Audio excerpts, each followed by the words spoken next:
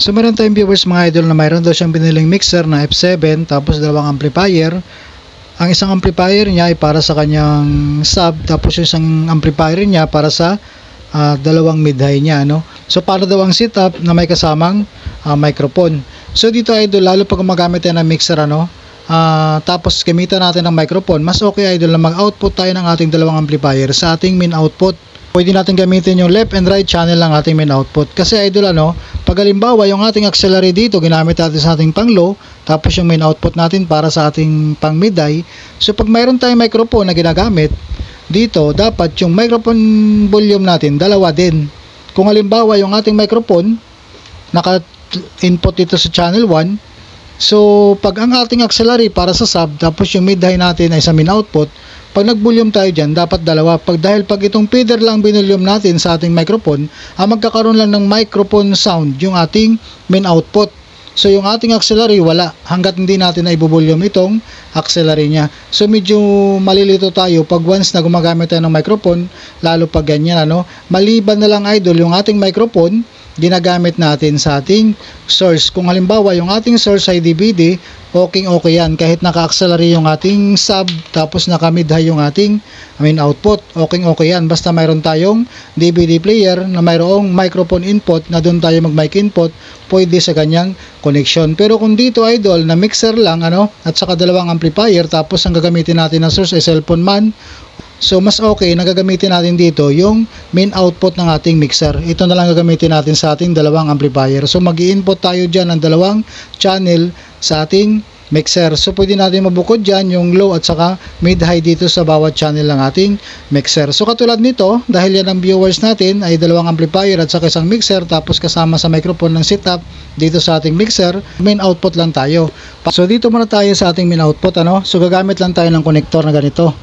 Halimbawa, so isama na rin natin mamaya mga idol kung ang ating DVD player ang gagamitin sa ating source na gagamitin natin sa auxiliary at saka main output. Pero ngayon dito muna tayo sa main output ng ating mixer. So halimbawa, yung isang amplifier natin sa left channel, ayan.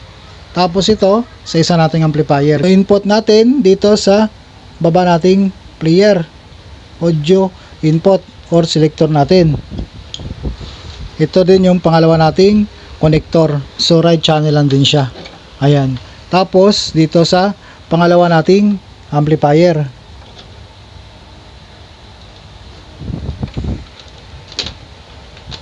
Idol, gagamit tayo dito ng ating source na magagaling sa ating cellphone. Halimbawa, laptop man. So gagamit tayo dito ng dalawang input ng ating mixer. So halimbawa, channel 1 at saka channel 2 ang gagamitin natin dito. Ayan. So katulad ng sinabi ko kanina, ito, tig-isang amplifier yung pinaka-main output niya, So ikabig natin itong pan sa kaliwa, ibig sabihin left channel.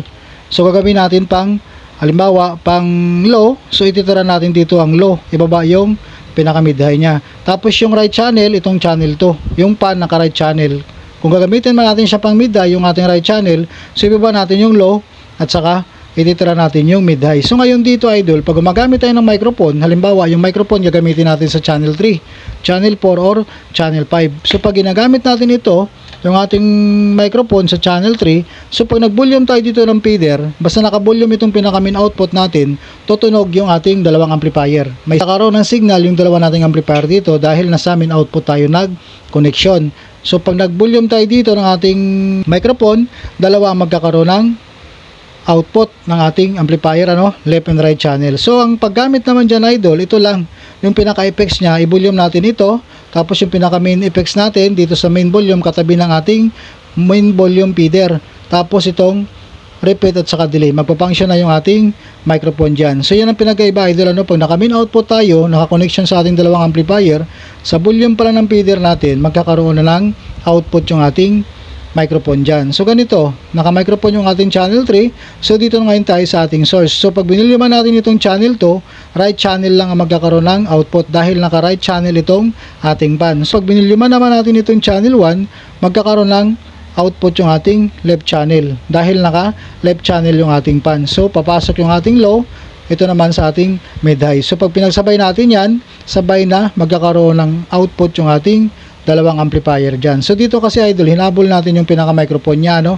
para isa lang ang magiging mic volume natin para magkakaroon ng sound yung ating dalawang amplifier. So ganito naman siya idol, pwede natin gagamitin yung auxiliary at saka main output dito, pero gagamit tayo ng DVD player dito dahil ang purpose ng ating DVD player, doon tayo magma-mic input sa ating DVD player. Pwede natin magagamit yan basta yung ating source dito sa auxiliary at saka main output, mayroon tayong microphone input katulad nito. Dito yung ating auxiliary, 6.35 to dual RCA, output tayo dito sa ating auxiliary. So gagamitin natin na pang low yung ating aux dyan.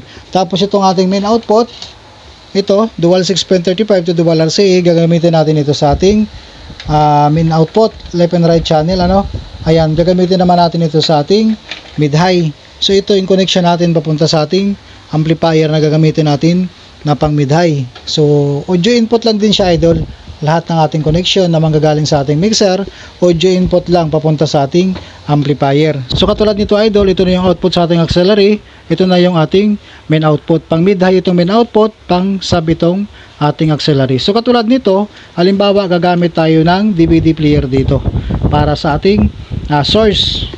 So mag-output tayo dito idol sa ating DVD player, left and right channel lang din ang ating audio dito papunta rito sa ating mixer.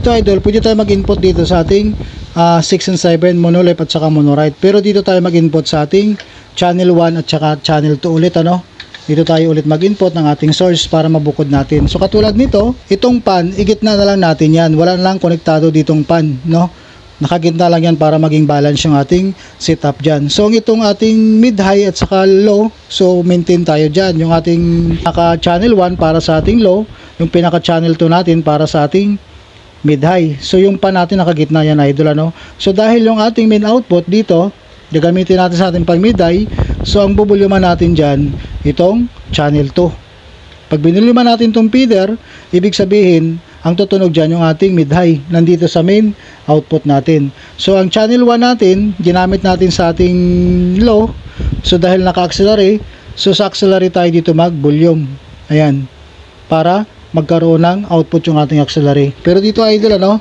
ito dapat naka-volume din itong main auxiliary natin. Pareho lang din siya ng main feeder natin, mayroong main volume yung feeder, mayroong main volume ang ating auxiliary. So katulad nyan, pag nag-volume na tayo dito, kung ano man ang settings nito, yun ang ilalabas ng ating auxiliary dito.